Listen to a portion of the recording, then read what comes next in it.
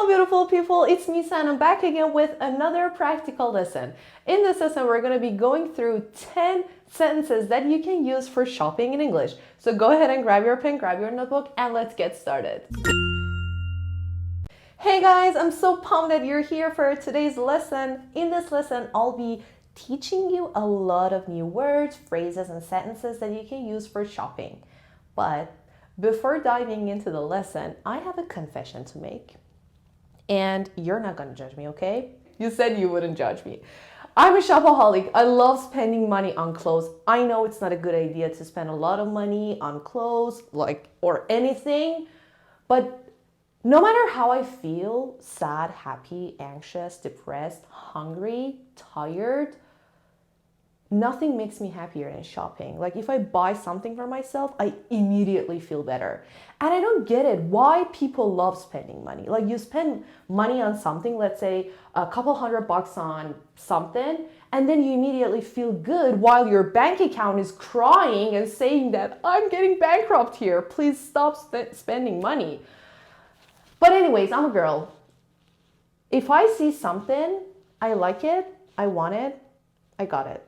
Just like Ariana Grande says. But nowadays, because I don't have a lot of money in my bank account, I have to change this song to I like it, I want it, I ignore it because I don't have a lot of money in my bank account. So thank you. Next.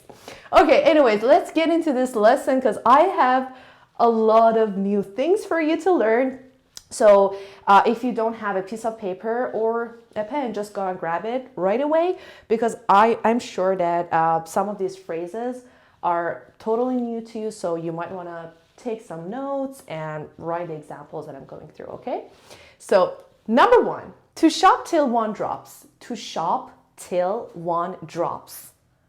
To shop till one drops, okay?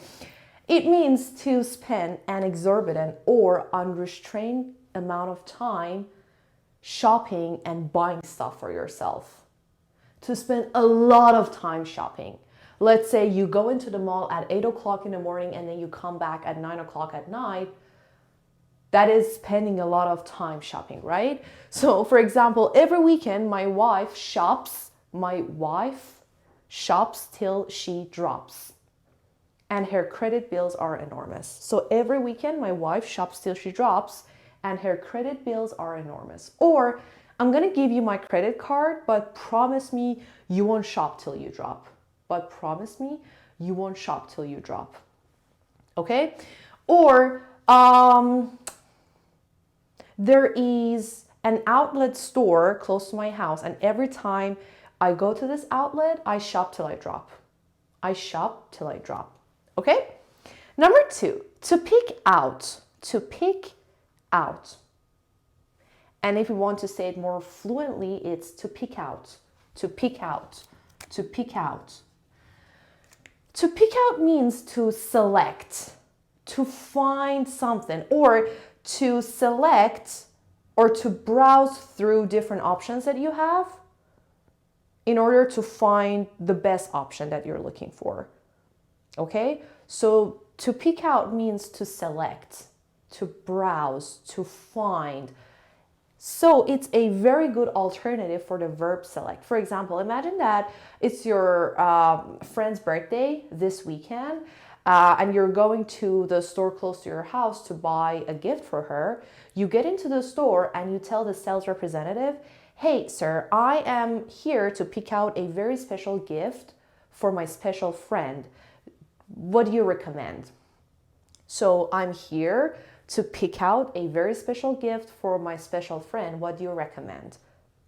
Okay, to pick out. I'm here to find a good gift for my friend, to select a good gift for my friend. So instead of using the verb select or the verb find, it's much better to use this phrasal verb, to pick out. Or you go into your favorite store and you're like, hey, it's my birthday this weekend and I'm here to pick out a very beautiful dress for myself. Something that stands out, something that is unique, okay? So I'm here to pick out a beautiful dress for myself. I'm here to pick out a mug for my friend. It's her birthday this weekend. Okay, to pick out. Number three, To not have the foggiest idea. To not have the foggiest idea. To not have the foggiest idea means to have no clue. To have no clue. For example, what are you going to wear at Sally's birthday? What are you going to wear at Sally's birthday? I haven't the foggiest idea. What did I just say? I haven't the foggiest idea. Or I don't have the foggiest idea. I have no clue. I haven't the foggiest idea. Now, for the ones who are always meticulous about grammar or the ones who always pay attention to grammar, you might have realized I haven't the foggiest idea is not grammatically correct, but it's common. Like, there is nothing wrong with it. So if you say I haven't the foggiest idea, it's absolutely correct, even though grammatically it doesn't sound correct. Okay? So either way is fine. I don't have the foggiest idea, or I haven't the foggiest idea. I haven't the foggiest idea. It means I have no clue. I have no clue. Where are the keys? I haven't the foggiest idea. Or I don't have the foggiest idea where the keys are. Where are we going for dinner tonight? I haven't the foggiest idea. Or I have no clue. Or I don't have the foggiest idea. Okay? I am going on my first date with David tomorrow night, and I haven't the foggiest idea what to wear. Okay? Number 4, to window shop. To window shop. It's a verb. It means to look at the items in a store's window. To look at the items in a store's window. For example, when you go to the shopping mall, but without the intention to buy something, you just go to the shopping mall with your friend just to help her, but you don't need anything. You don't want to buy anything. You're just there to window shop, okay? Just browsing, just looking, but I'm not going to buy anything. I'm just window shopping today. Thank you so much, okay? For example, hey, what's your plan for tonight? Nothing, I'm just chilling. Okay, do you want to go to the mall with me, or do you want to go shopping? I would, but my bank account is so sad these days. So I'll pass on that. And then your friend's like, okay, then let's just window shop. Okay? Let's just window shop. So again, so there's a conversation between you and your friend. Your friend tells you, hey, what's your plan for tonight? And you're like, I just don't have any plans. I'm just chilling. And then she's like, okay, do you want to go to the mall with me, or do you want to go shopping? And you're like, I would, but my bank account is so sad these days, so I'll pass on that. And then she's like, okay, then let's just window shop. Let's just window shop. Let's just go to the stores, but don't buy anything. How does that sound? Okay, let's just window shop. Or you go to a store and you're just walking, looking at the items, and the sales representative comes to you and he's like, hey ma'am, do you need any help? And you're like, no, I'm just window shopping, just browsing. Thank you though, just window shopping. I'm not here to buy anything, I'm just looking around, okay? Or another example could be your mom comes to you and she's like, oh, you went into that expensive store? And you're like, Mom, please stop. No, I was just window shopping. I can't afford anything in there. Everything is super expensive. So please, okay? Number 5, out of the question. Okay, so listen. Out of the question. Out of the question. But if you want to say it like more fluently, it's like out of the question. Out of the question. Out of the question. Out of the question, or out of the question. Both are absolutely correct. Out of the question means impossible. That's out of the question. That's impossible. For example, this dress is $500. That's out of the question. I'm not going to buy it. I want to look perfect, but I'm not going to spend this much money on it. Okay? So this dress is 500 bucks, $500. That's out of the question. I'm not going to buy it. Okay? For example, imagine that, again, let's just go back to the example that I gave you earlier. So your friend is going on a date with David, and it's her first time seeing him. So she wants to stand out. She wants to look super nice. So you're shopping for her. You're picking out a dress. You're picking out a dress for her. And she's in the fitting room. She's trying on, a beautiful dress. And then she opens the door and you're like, oh my God, this dress looks perfect. You have to buy it. And then she's like, let me look at the price tag. Oh my goodness, it's $500. That's out of the question. I want to look perfect for my first date, but I'm on a budget. I'm not gonna buy this dress. Nope, that's a no for me. Okay? That's out of the question. Number 6, to pay through the nose. To pay through the nose. To pay through the nose. To pay through the nose means to spend a lot of money on something. To spend a huge amount of money on something. To pay too much for something. To pay through the nose. So again, for the example that I just gave you, your friend can say, oh my God, this dress is $500.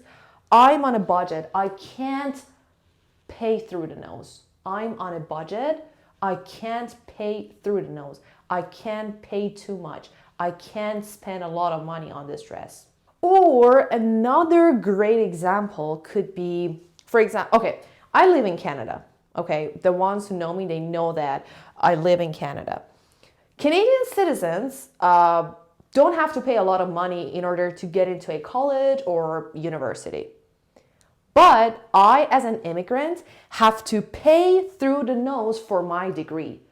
I, as an immigrant, have to pay through the nose for my degree. Or I have to pay through the nose to get into a college or to get into a university. I have to spend a lot of money. Okay? Number 7, to spend a fortune. To spend a fortune. Similar to this one, to spend a lot of money, an exorbitant amount of money.